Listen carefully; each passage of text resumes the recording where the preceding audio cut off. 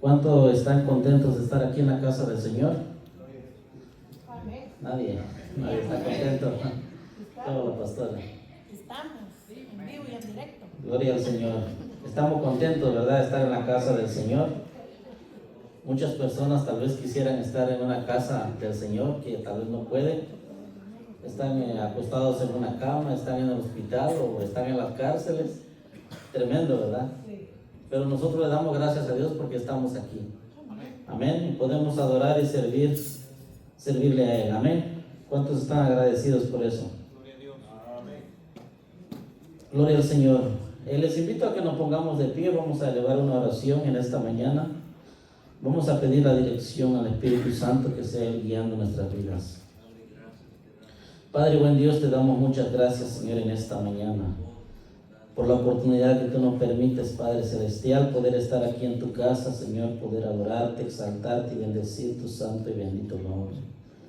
Te damos a ti toda la honra, toda la gloria, Señor, en esta mañana. Te pido que tú uses mi vida para poder impartir esta clase, Padre Celestial. Encomiendo mi vida en tus manos, Padre bendito, y que podamos, Señor, obedecer y entender esta palabra. En el nombre de Jesús te lo pedimos. Amén. Así como está de pie, vamos a leer una porción de la Escritura en Isaías capítulo 40, verso 8. Abra su Biblia, Isaías 48. Hoy vamos a estar hablando el tema acerca del canon de las Escrituras y los manuscritos bíblicos. ¿Cuál es el tema? El canon de la escritura. El canon de las Escrituras y los manuscritos bíblicos. Ya todo lo tenemos, Isaías 48. Dice así la palabra del Señor como está escrita: sécase la hierba, marchítase la flor, mas la palabra del Dios nuestro permanece para siempre. Qué lindo, ¿verdad? Puede tomar su asiento. Sécase la hierba, dice, marchítase la flor, mas la palabra del Dios nuestro permanece para siempre. En otra versión dice, por toda la eternidad. Amén. Este tema es un tema que vamos a tratar como tipo historia, porque se refiere a las historias que sucedieron anteriormente cuando se escribieron se transcribieron los manuscritos bíblicos hacia nuestro lenguaje. Entonces vamos a ver a la mayoría casi historia. Espero que usted haya leído su material, ¿verdad?, para poder entender, porque los puntos que vienen ahí pues lo vamos a ir tocando poco a poco. Dice así: aunque se afirme que los manuscritos originales fueron inspirados por Dios, lo cierto es que ya no lo tenemos los originales. Tal vez los judíos lo tienen, pero algunos tal vez se han ya tratado de borrar por tantos que se han pasado de mano a mano los escritos originales. Entonces tal vez algunos ya no existen. Probablemente tal vez se gastaron también con el uso de tanto que se usaron repetidas veces. La pregunta que surge aquí dice: ¿cómo pues podemos confiar en el texto que tenemos en nuestras Biblias? ¿Cómo nosotros sabemos que nuestras Biblias es una Biblia inspirada por Dios? ¿Alguna vez usted ha llegado a pensar que nuestra Biblia es una Biblia que podemos confiar en ella? Amén, ¿verdad? Pero ¿cómo lo vamos a saber? La confiabilidad de nuestras Biblias está ligada a la historia del canon. ¿Qué es el canon? ¿Qué es el canon? Ahí lo dice en su libro. ¿Qué significa el canon? Bueno, el canon se deriva de una palabra griega que significa regla o modelo. Entonces, ¿qué es lo que significa el canon? Es una regla o modelo. La confiabilidad de nuestras Biblias está ligada a la historia del canon y la transmisión y traducción de los libros que forman parte de la Biblia. La iglesia cristiana lo usa en el sentido de ser como una regla, como un modelo o como un estatuto, ¿verdad? Porque la palabra de Dios es la que nosotros vamos a seguir. ¿Cuántos dicen amén? No vamos a seguir lo que diga el hombre, ¿verdad? Porque yo puedo leer aquí la escritura, paso a predicar y puedo leer la escritura, pero yo puedo dar mi punto de vista, ¿verdad? Pero usted no va a seguir lo que yo digo, usted va a seguir la palabra del Señor. Amén. Entonces, es una regla, es un estatuto, es un modelo a seguir. Lo encontramos en algunos pasajes del Nuevo Testamento. Gálatas 6:16. Amén. Espero que usted lo haya leído. Dice así: y a todos los que anden conforme a esta regla, dice, paz y misericordia sea a ellos y al Israel de Dios. Filipenses capítulo 3, verso 16 dice: pero en aquello a que hemos llegado, sigamos, dice, una misma regla. O sea, se está refiriendo al canon de las Escrituras. Amén. Cuando hablamos de los libros canónicos, nos estamos refiriendo a aquellos que entendemos que tienen autoridad divina, lo que hoy conocemos como Biblia. ¿Cómo lo conocemos nosotros? Biblia, ¿verdad? Así lo conocemos como Biblia, pero hoy vamos a aprender algo acerca de esto. La palabra canon se aplica a la Biblia de dos maneras. Si usted lo quiere anotar ahí en su libro, es su libro, usted lo puede hacer notas. En relación a la Biblia, número 1 dice, en relación a la Biblia como el criterio de fe y práctica de la iglesia. Segundo, en relación a su contenido como colección y lista correcta de los libros inspirados. ¿Cuánto glorifican a Dios? Antes de que la palabra canon se utilizara, el significado era una lista. ¿Una lista de qué? La iglesia la utilizó en otro sentido, como una regla de fe o como una regla de verdad. Amén.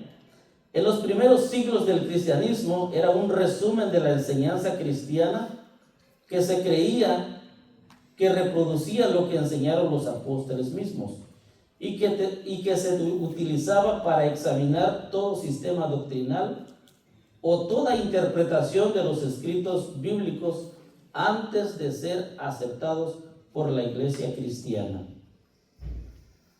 Pero una vez que los límites de la Sagrada Escritura quedaron generalmente aceptados, la Escritura misma llegó a considerarse una regla de fe. Por eso se llama regla o modelo. Por ejemplo, Tomás de Aquino, no sé si usted lo ha escuchado, pero es un hombre muy mencionado. Tomás de Aquino en 1225 hasta 1274 dice que solo la escritura canónica es una regla de fe. Esto es algo importante, ¿verdad? Lo que él está diciendo. Desde otro punto de vista teológico, la Confesión de Fe de Westminster en 1647, tras establecer, dice, la lista de los 66 libros. ¿Cuántos libros tenemos? 66 libros, ¿verdad? Tanto del Antiguo conjunto con el Nuevo Testamento. Dice, añade los cuales son proporcionados por la inspiración de Dios para ser la regla de fe y para ser una conducta. Estas palabras afirman la posición de la Sagrada Escritura como el canon o patrón de medida. Eso es lo que significa eso, el canon o patrón de medida. La cuestión que hay que examinar en este estudio es lo siguiente: ¿cómo llegaron determinados documentos o solo esos a recibir este reconocimiento? ¿Cómo sabemos nosotros que solamente eran 66 libros y no eran más? ¿Cuánto tienen los católicos? 72. Entonces, ¿cuánto sería más? Como 7 más o menos, ¿verdad? ¿Por qué los otros no se incluyeron en el canon? Lo vamos a ver. ¿Quién dice? si es que hubo alguien decidió que estos y no otros debían ser admitidos en la lista de las Sagradas Escrituras, y cuáles fueron los criterios que incluyeron en esta decisión, o sea, en los 66 libros. Acordemos nosotros que muchas religiones, ¿verdad?, tienen sus libros sagrados. Ellos tienen sus libros asociados con sus cultos o con sus tradiciones. Hubo un tiempo, dice la historia, que se hizo famosa una serie de volúmenes titulados Los Libros Sagrados de Oriente. Pero los judíos, cristianos y musulmanes han llegado a ser conocidos como el pueblo del libro. El pueblo del libro, o sea que había un libro, había un manual. Entonces se llegó a conocer el pueblo del libro. En un sentido especial, dice, es una designación que se otorga repetidamente en el Corán a los judíos y a los cristianos. Para el pueblo del libro, el libro tiene una función reguladora. ¿Cuál es la función? La conformidad a lo que el libro prescribe es la principal prueba de lealtad a su fe y a su práctica religiosa. En este caso nosotros tenemos la Biblia, ¿verdad? Y lo que la Biblia dice es lo que vamos a hacer. Amén. No podemos salirnos del manual, porque tenemos una guía, tenemos un manual que nos dirige. Amén. Jesucristo dijo en una ocasión, escudriñe las Escrituras. ¿Qué más dice? Porque a vosotros parece que tenéis la vida eterna. Entonces, ¿cómo usted va a tener una vida eterna? Escudriñando la Escritura. Pero ¿qué pasa si nosotros no la escudriñamos? Yo creo que todos nosotros ahorita usamos el GPS, ¿verdad que sí? ¿Todos lo usan o nadie lo usa? ¿Alguien de aquí no lo usa? Todos, ¿verdad? ¿Por qué lo usamos? Porque realmente hay lugares donde no conocemos. Más si son ciudades grandes y usted se mete en el centro de una ciudad grande, usted se pierde. Pero usamos el GPS, ¿verdad? El GPS, como dicen los americanos, ¿verdad? Y eso te lleva directo, no, hasta te dice cuál camino vas a agarrar, el más corto, ¿verdad? Entonces, este es un guía para nosotros. Amén. Es un guía donde nosotros nos prueba nuestra fe, nuestra lealtad y la práctica que nosotros debemos hacer como cristianos es a través de las Escrituras. Amén. Para los judíos, el libro es la Biblia hebrea, que comprende la ley, los profetas y los salmos. No sé si usted en algún momento ha escuchado esta palabra, la Torá. Lo ha escuchado, ¿verdad? Hay otra palabra que se llama el Tanaj. ¿Lo ha escuchado? Ok. La Torá, ellos se refieren, cuando hablan de la Torá, están hablando de los primeros 5 libros de la ley. Lo que son Génesis, Éxodo, Levítico, Números y Deuteronomio. Pero cuando hablan del Tanaj, están hablando todo el Antiguo Testamento, desde Génesis hasta Malaquías. Amén. Entonces podemos entender eso, la diferencia. Amén. Entonces para ellos es el Tanaj. Cuando ellos hablan del Antiguo Testamento, se refieren a todo el libro del Antiguo Testamento. Y nosotros los cristianos pues lo llamamos Antiguo Testamento, ¿verdad? Aunque sería una mala forma de decirlo también. Porque acordémonos que ¿qué es un testamento? Un testamento es cuando una persona deja algo, ¿verdad? Y esa persona ya murió, ya no existe. Entonces queda un testamento. Pero Cristo no murió. Bueno, sí murió, pero resucitó, ¿verdad? Entonces es una forma incorrecta de nosotros llamarlo testamento. Y ahorita se lo voy a explicar por qué.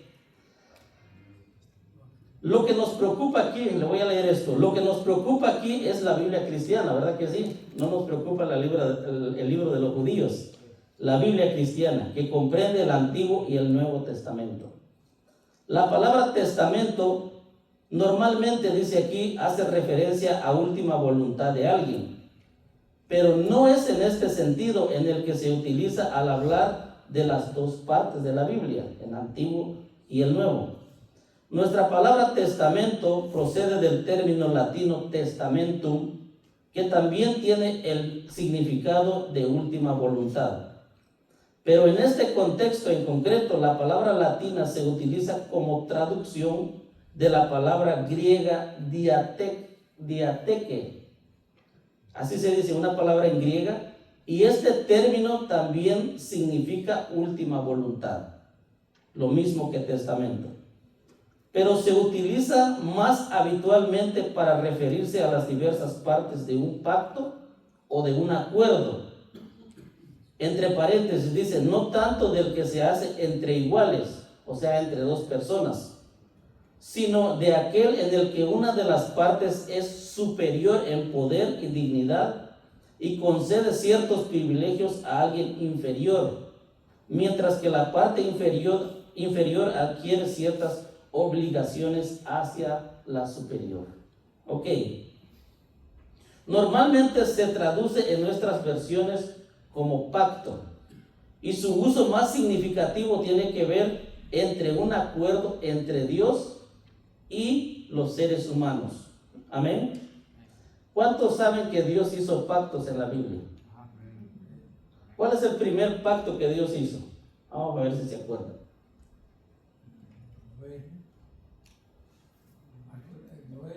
Con Noé.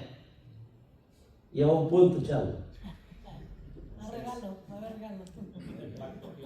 El pacto que hizo con Noé, ¿verdad? Cuando Noé sale del arca y se seca el agua, y dice que Noé levanta un altar a Dios.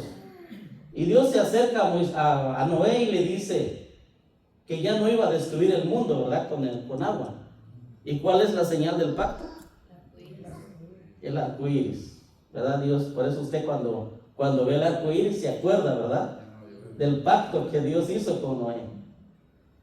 Así como Noé se acordaba cuando miraba el arco iris, era una señal del pacto.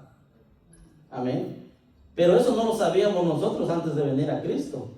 Solo mirábamos el arco iris y mirábamos que estaba bonito, ¿verdad? Pero no entendíamos cuál era el significado de eso. Amén. Ahora, el segundo pacto que Dios hizo, ¿cuál es?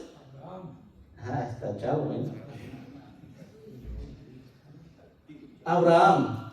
Cuando nace el hijo de Abraham llamado Isaac, ¿verdad? Se le aparece Dios, aunque Dios ya le había hablado con Abraham desde antes porque lo sacó de Ur.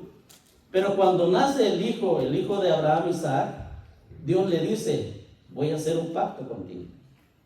Tu descendencia va a ser grande, mayor, ¿verdad? Que tú ni como las estrellas. ¿Y cuál fue la señal de ese pacto? Circuncisión. Chalo sí estudia, ¿verdad? La circuncisión, ¿verdad? Entonces, ahí ya había una señal de la circuncisión. Ahora, ¿cuál es el otro pacto? Vamos a ver. No. El otro pacto que Dios hizo fue con el pueblo de Israel. Aunque lo hizo con Isaac y Jacob, pero es el mismo pacto que había dado Abraham. Era el mismo pacto. Pero el otro pacto que Dios hizo fue con el pueblo de Israel. Acordémonos que el pueblo de Israel estaba cautivo, estaba en Egipto, estaba en esclavitud por más de 400 años.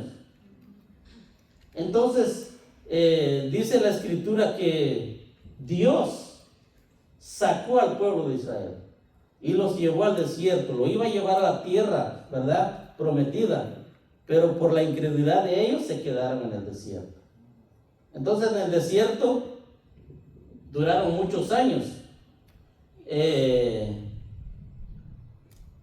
Y de ahí en el desierto Dios se aparece a Moisés y le dice estas palabras.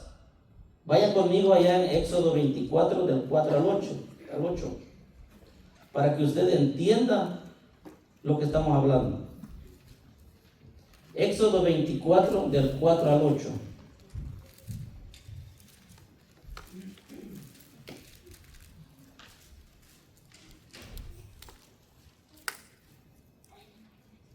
¿Ya lo tenemos?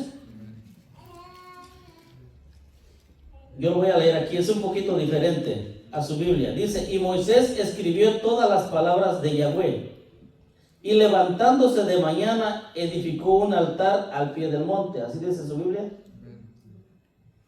Y 12 columnas, dice, según las 12 tribus de Israel, y envió jóvenes de los hijos de Israel, los cuales ofrecieron holocaustos y becerros como sacrificio de paz a Yahweh. Y Moisés tomó la mitad de la sangre y la puso en tazones, y esparció la otra mitad de la sangre sobre el altar, y tomó el libro del pacto. ¿Qué tomó Moisés? El libro del pacto, y lo leyó a oídos del pueblo, el cual dijo, ¿qué dijo el pueblo?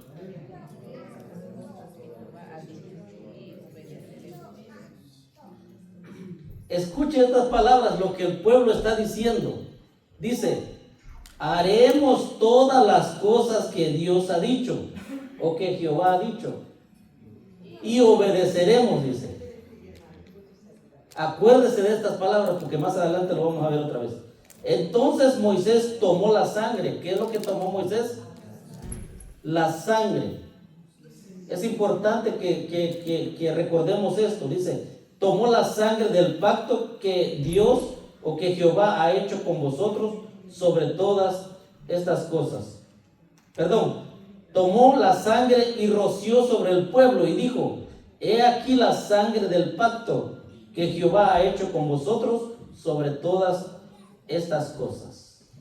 Entonces vemos nosotros aquí que Dios hace un pacto, ¿verdad? A través de Moisés. Pero cuando Moisés abre el libro y lo lee, todo lo que Dios había dicho, el pueblo dice, vamos a hacer todo lo que Jehová dice. Y no lo hicieron, no cumplieron. Este relato lo vemos nosotros en el Nuevo Testamento. Ahora vamos a Hebreos 9:18 rápidamente, antes que nos gane el tiempo. Hebreos 9:18. Vamos a ver si alguien lo tiene. Dice Hebreos 9:18, de donde ni aun el primer pacto fue instituido sin sangre. 19. Porque habiendo anunciado Moisés todos los mandamientos de la ley a todo el pueblo, tomó la sangre de los becerros y de los machos cabríos con agua, lana escarlata e hisopo, y roció el mismo libro y también a todo el pueblo. 20. Diciendo, esta es la sangre del pacto que Dios ha mandado. Esta es la sangre del pacto que Dios ha mandado. Dice aquí, donde el pacto ha sido ratificado se califica como el primer pacto, prometido en Jeremías 31, unos 600 años después de la ratificación del pacto de Moisés a los pies del monte Sinaí. El profeta Jeremías anunció que posteriormente el Dios de Israel establecería un nuevo pacto con su pueblo, que iba a reemplazar aquel que había establecido con la generación del Éxodo en el día que tomé su mano para sacarlos de la tierra de Egipto. Ahora que dice Jeremías 31 al 34. Jeremías 31 al 34. Vamos a ver qué dice.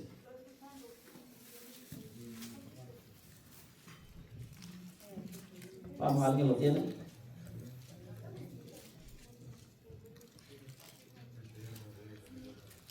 Bueno, dice aquí.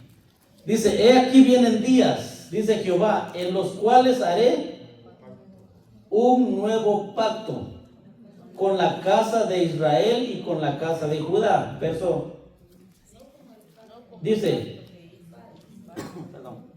no como el pacto que hice con sus padres el día que tomé su mano para sacarlos de la tierra de Egipto, porque ellos invalidaron mi pacto, aunque fui yo un marido para ellos, dice Jehová.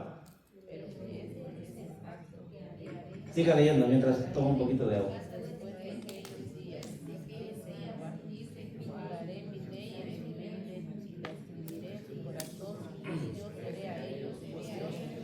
Dice, pero este es el pacto que haré con la casa de Israel después de aquellos días, dice Jehová. Daré mi ley en su mente y la escribiré en su corazón, y yo seré a ellos por Dios y ellos me serán por pueblo. Verso 34. Y no enseñará más ninguno a su prójimo ni ninguno a su hermano, porque diciendo, conoce a Jehová, porque todos me conocerán, desde el más pequeño de ellos hasta el más grande, dice Jehová, porque perdonaré la maldad de ellos y no me acordaré más de su pecado. Entonces vemos nosotros aquí en Jeremías que Dios iba a hacer un nuevo pacto, ¿verdad? El antiguo pacto les dejó clara la voluntad divina, pero no les impartió poder para llevarlo a cabo. Debido a esa falta de poder, quebrantaron el pacto. En cambio, bajo el nuevo pacto, dice, no solo se impartiría a su pueblo el deseo de hacer la voluntad de Dios, sino también el poder para ello.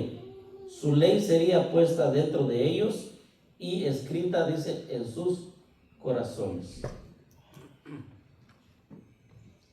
Hebreos capítulo 8, verso 13 dice así: al decir nuevo pacto, ha dado por viejo al primero, y lo que se da por viejo y se envejece, dice, está próximo a desaparecer.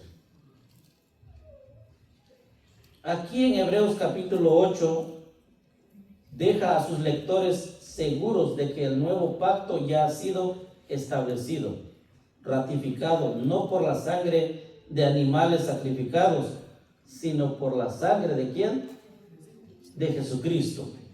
Un sacrificio que efectúa no una mera purificación externa de profanación ritual, sino la limpieza interior de la conciencia culpable. Esta interpretación de la promesa del nuevo pacto está plenamente en línea con las propias palabras de Cristo. Durante la tarde antes de su muerte, sentado con sus discípulos alrededor de la mesa, dice que les dio pan y vino. ¿Qué dice Marcos 14, 24? Vamos a ver qué dice Marcos 14, 24.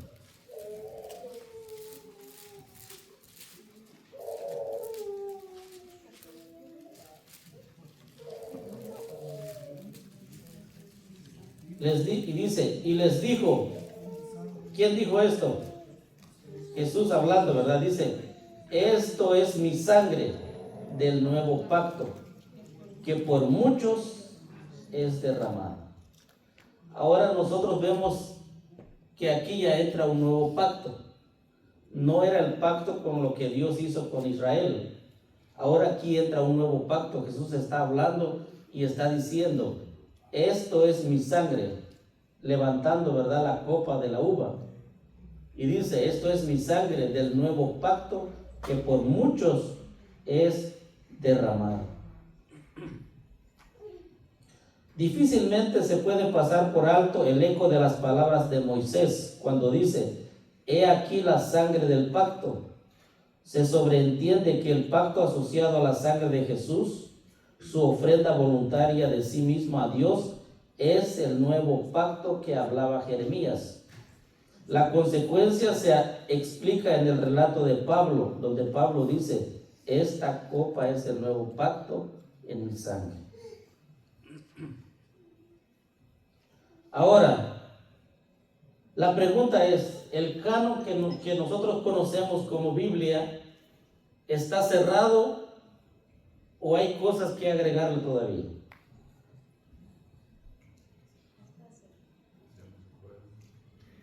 Ya está cerrado, ¿verdad? El canon ya está cerrado. Por eso la Biblia dice que nadie puede añadir y nadie puede quitar, ¿verdad? El lenguaje referente a añadir o a quitar se utiliza en relación a partes concretas de ambos testamentos. Por ejemplo, la advertencia en cuanto a la ley. Leemos Deuteronomio 4:2. ¿Alguien lo puede leer? Deuteronomio capítulo 4, verso 2. Y alguien me puede leer Deuteronomio capítulo 12, verso 32. No añadiréis a la palabra que yo os mando, ni diréis de ella, para que guardéis los mandamientos de Jehová, vuestro Dios, que yo os ordeno. Amén. ¿Qué dice Deuteronomio 12, 32?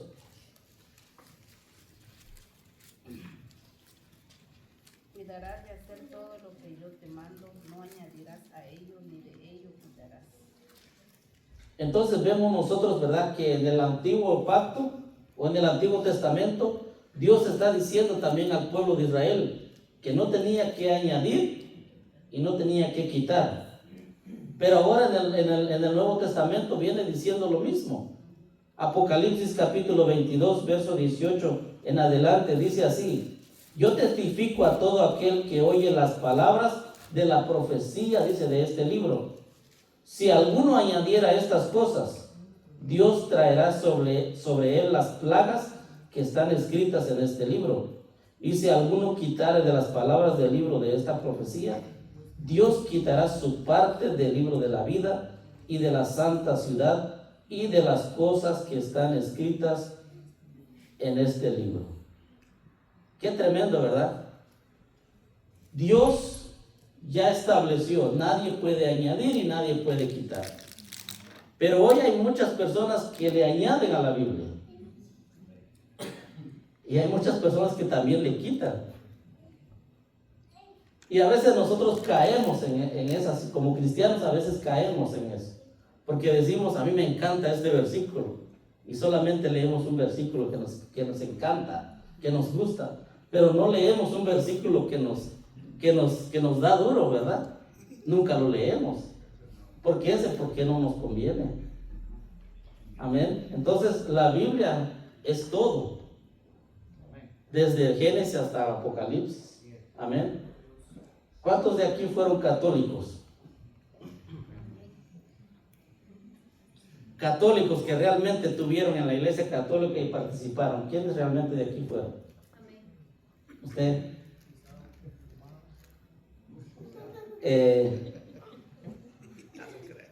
¿Usted leyó el catecismo? Ok. En el catecismo, explíqueme del catecismo. Hay 10 mandamientos que ellos tienen. Pero en el segundo mandamiento, ¿qué pasó ahí? Le cambiaron el día. No, le quitaron. Le quitaron el segundo mandamiento. En Éxodo capítulo 20 hay 10 mandamientos. Pero en el catecismo romano católico, en el segundo mandamiento dice que no te harás imagen y no las honrarás, te inclinarás a ellas. Pero los católicos le quitaron eso. Le quitaron. Y en el mandamiento 10 dice, no codiciarás las cosas de tu prójimo, algo así dice, no recuerdo bien. Y ellos le hicieron doble, sacaron 2 ahí para completar los 10. Qué tremendo, ¿verdad? Entonces, la Biblia es clara, ¿verdad? Cuando dice que no debemos de añadir y no debemos de quitar. Entonces nosotros como cristianos pues tenemos que tener temor a Dios, ¿verdad? Porque claro está diciendo la Escritura y dice, si alguno quitara de las palabras del libro de esta profecía, dice, Dios quitará su parte del libro de la Biblia. O sea que si tu nombre está ahí y tú quitas algo de la Biblia, puede que sea borrado tu nombre. Porque la Biblia lo está diciendo, ¿verdad? Entonces la evidencia apunta que el canon del Antiguo Testamento ya estaba fijo también en el tiempo de Cristo. Tanto Cristo como los apóstoles citaron las Escrituras. Pregunta aquí: ¿cuáles son las Escrituras que citaron los apóstoles o Cristo? El Antiguo Testamento, correcto, porque el Nuevo Testamento no existía todavía. No existía desde Mateo hasta Apocalipsis, solo existía desde el Génesis hasta Malaquías. Entonces, cuando ellos citaron, dijeron, abran las Escrituras, o vamos a leer las Escrituras, o cuando Jesús se levantó, ¿verdad? Y agarró el rollo y leyó, dice que leyó Isaías, ¿verdad? Estaba leyendo las Escrituras. Y vamos a ver algunos ejemplos. Si usted lo quiere anotar, se lo voy a leer rápidamente. Juan 7:38 dice, el que cree en mí, como dice la Escritura, ¿ok? Está mencionando la Escritura. Como dice la Escritura, de su interior correrán ríos de agua viva. Hechos 8:32. El pasaje de la Escritura que leía era este: como oveja a la muerte fue llevado, y como cordero mudo delante del que lo trasquila, así no abrió su boca. Estaba leyendo la Escritura, Isaías. Romanos 8:3. ¿Por qué? Dice Pablo. ¿Qué dice la Escritura? Creyó Abraham a Dios y le fue contado por justicia. Entonces vemos nosotros aquí que en la época de Jesucristo y los apóstoles, los 39 libros del Antiguo Testamento eran firmemente aceptados por el judaísmo como escritos inspirados por Dios. Y ya vemos, y les voy a dar otros dos ejemplos, donde Cristo se refirió varias veces al Antiguo Testamento. Mateo 19:4 dice, Él respondió y les dijo, ¿no habéis leído que el que los hizo al principio, varón y hembra los hizo? ¿Dónde dice eso? En Génesis, ¿verdad? Mateo 22:29. Entonces respondiendo Jesús les dijo, erráis, ignorando las Escrituras y el poder de Dios. Amén. Entonces vemos estos ejemplos, ¿verdad? Que donde Cristo mencionaba las Escrituras. Y no solamente Cristo, sino también los apóstoles. Ahora, ¿qué pasa con los libros apócrifos? ¿Por qué los libros apócrifos no entraron en el canon? Eso ya va a ser en la otra clase, no lo voy a dar yo, se va a hacer en otra clase. Porque no eran inspirados, ¿verdad? Pero hay otras formas, a excepción de Enoc. ¿Cuántos han leído el libro de Enoc? ¿De aquí? ¿Ninguno? ¿Ninguno ha leído el libro de Enoc? Te lo recomiendo que lo leas. Es un libro canónico, no inspirado también, pero mucha gente dice que por qué ese libro no lo metieron en el canon bíblico. Porque en ese libro le podría decir? Podría afirmar muchas cosas de lo que pasó en Génesis capítulo 6. Y eso lo dejo de tarea que usted lo lea en su casa, ¿verdad? Pero es un libro muy bonito. El libro de Enoc usted lo puede encontrar gratis en internet, o puede ir a YouTube y usted lo puede escuchar. Ahí se lo lee, para que usted no tiene que leerlo. Ahí se lo lee. Entonces, a excepción de Enoc, que lo menciona Judas en su carta en el versículo 14 y en el versículo 15. Gloria al Señor. ¿Cuánto glorifican a Dios? Ahora, ¿qué hay en cuanto al canon del Nuevo Testamento? Dice aquí, en el año 367 después de Cristo, Atanasio, el teólogo más ortodoxo de la época, escudriñó todos los libros que estaban circulando en el mundo mediterráneo con la pretensión de ser documentos apostólicos. Dice, su examen reveló que 27 libros, los mismos que hoy tenemos en nuestro libro, en la Biblia, se podían considerar como palabra de Dios. Y 30 años después, con total independencia de Atanasio, se reunió en Cartago un concilio de la iglesia para tratar el problema de qué libros constituían genuinamente la escritura.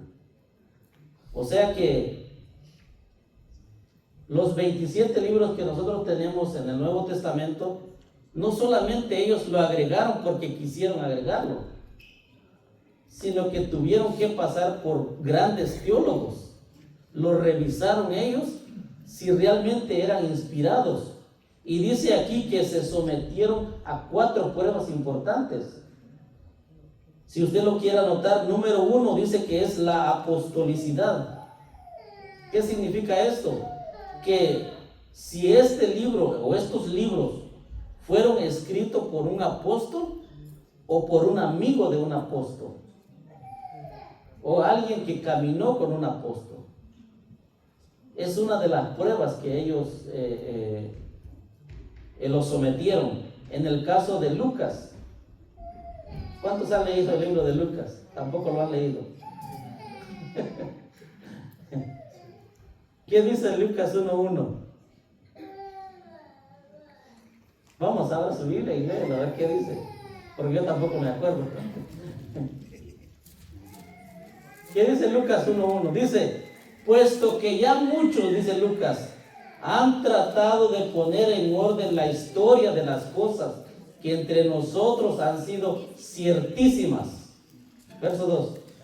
Tal como nos las enseñaron, dicen los que desde el principio lo vieron con sus ojos y fueron ministros de la palabra. Verso 3. Me ha parecido también a mí, dice Lucas, después de haber investigado con diligencia todas las cosas desde su origen, escribírtelas por orden, oh excelentísimo Dios.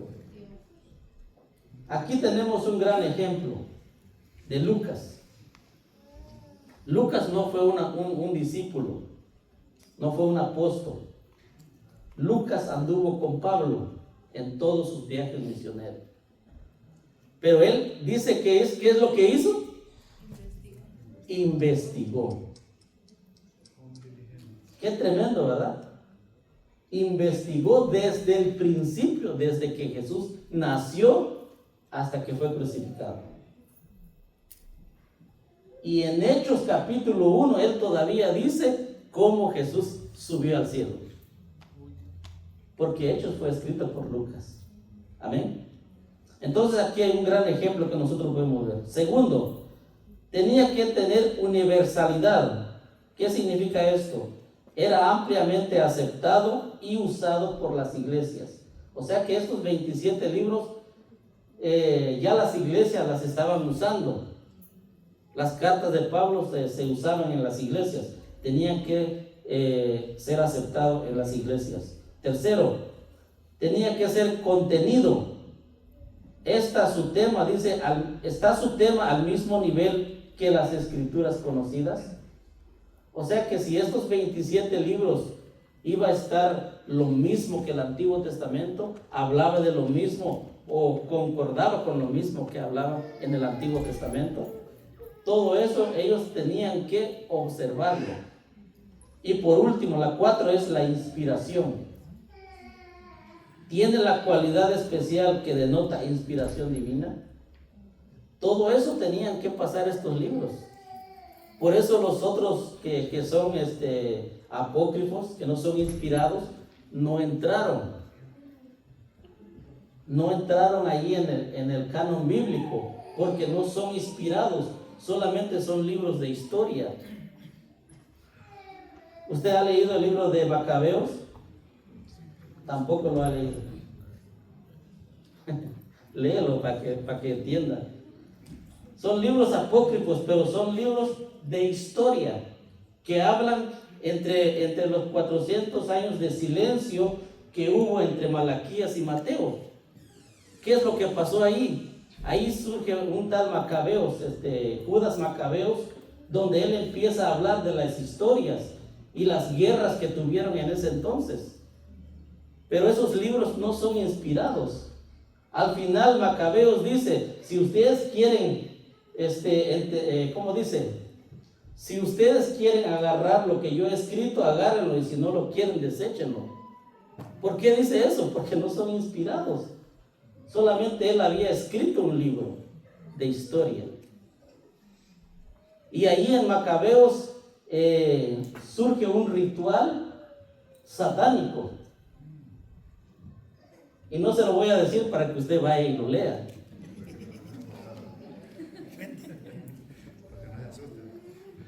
Ahora surge otra pregunta, dice aquí, ¿hasta qué punto concuerda mi Biblia con los documentos originales inspirados por Dios?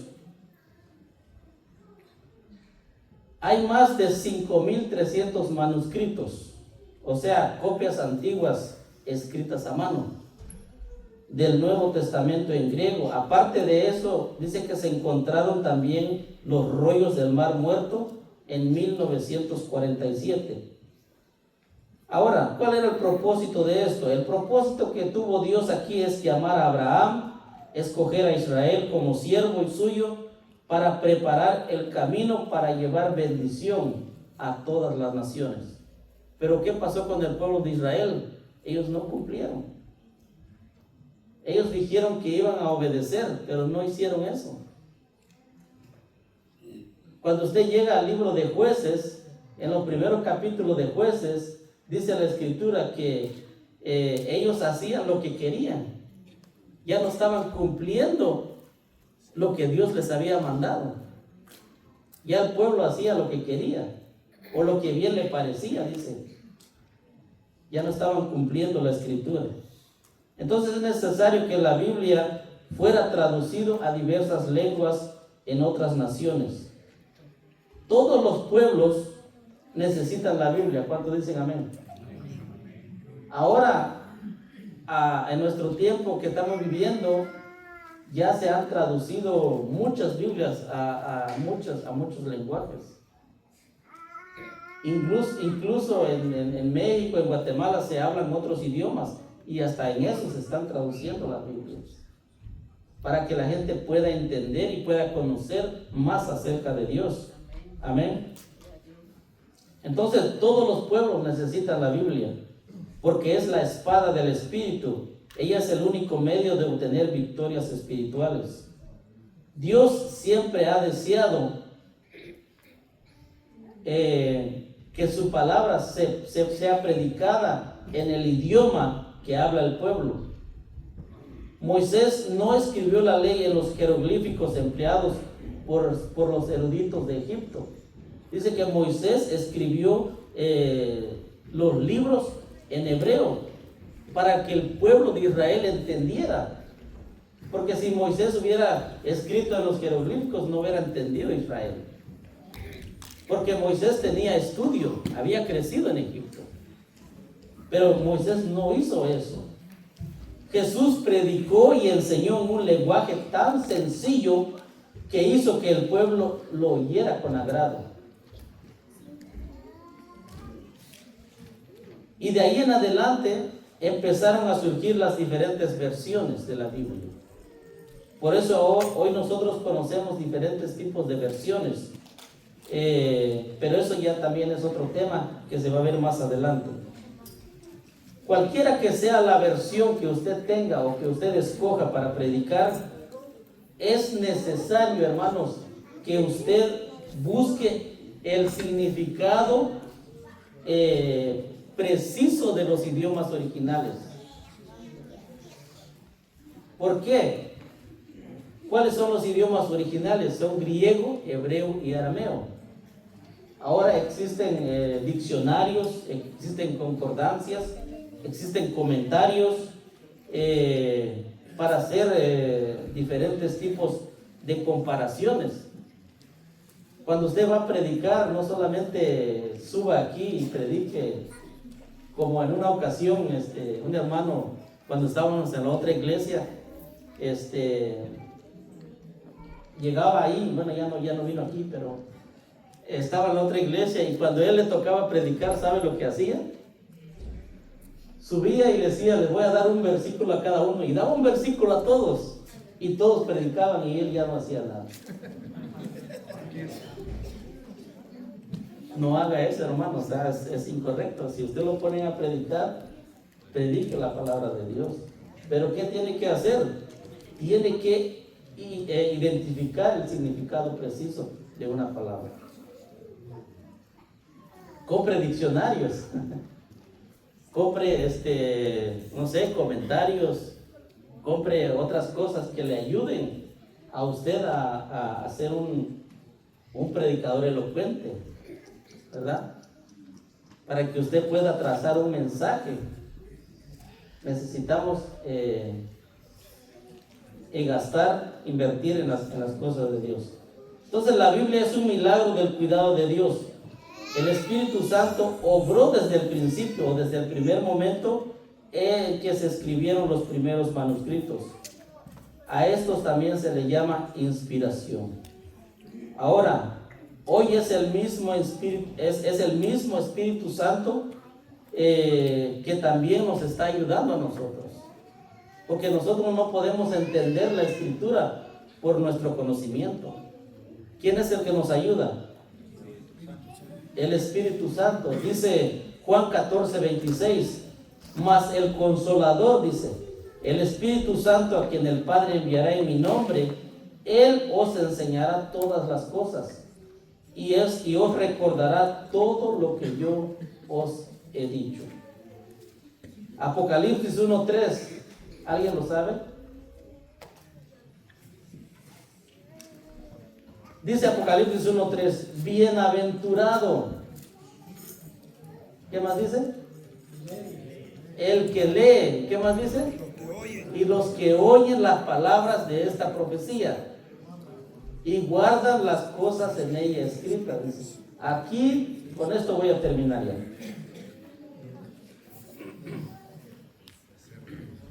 Aquí hay tres cosas muy importantes en este texto. Bienaventurado, dice el que lee. ¿Qué significa bienaventurado? Dichoso, ¿verdad? Que Dios lo bendice, ¿verdad? Cuando lee la Escritura. Dice, bienaventurado el que lee, 1, y los que oyen, 2, y guardan las cosas en ella escritas. Tres cosas que Dios nos está mandando: leer, oír y guardar. Amén. Así que esperando que este estudio haya sido de bendición para su vida, yo les animo, hermanos, que nos levantemos un poquito más temprano. Les animo, les exhorto en el nombre de Cristo. Levantémonos un poquito más temprano y estemos aquí a las 10. El bien es para usted, no para mí. Yo estoy aprendiendo, yo estoy investigando, pero ¿qué pasa con usted? El bien es para usted, ¿verdad? ¿Cuántos amamos a Dios? Amén. Si amamos a Dios, entonces tenemos que amar también a estar en la casa de Dios. Amén. ¿Cuántos de aquí trabajamos? Yo creo que todos trabajamos, la mayoría. Si usted entra a las 7 de la mañana y el patrón le dice mañana vas a entrar a las 5, ¿usted va o no va? Sí, vamos, porque nos están pagando, ¿verdad? Pero aquí no, aquí la bendición es que Dios te da una bendición grande. Amén. Aquí dice que Dios envía bendición y vida eterna. Así que yo les animo, hermanos, les animo, ya que pues esos estudios ustedes no los van a encontrar en otros lugares, como un instituto bíblico. Y usted aquí no está pagando nada, ¿verdad? Tampoco le estamos cobrando nada. Aquí lo que queremos es que usted venga a las 10 de la mañana y que usted esté oyendo la palabra del Señor, porque Dios así lo quiso, ¿verdad? Que nosotros tengamos su palabra. Amén. Que el Señor le bendiga en esta mañana. Yo les animo. Vamos a dar unos 5 minutos para comenzar nuestro otro servicio.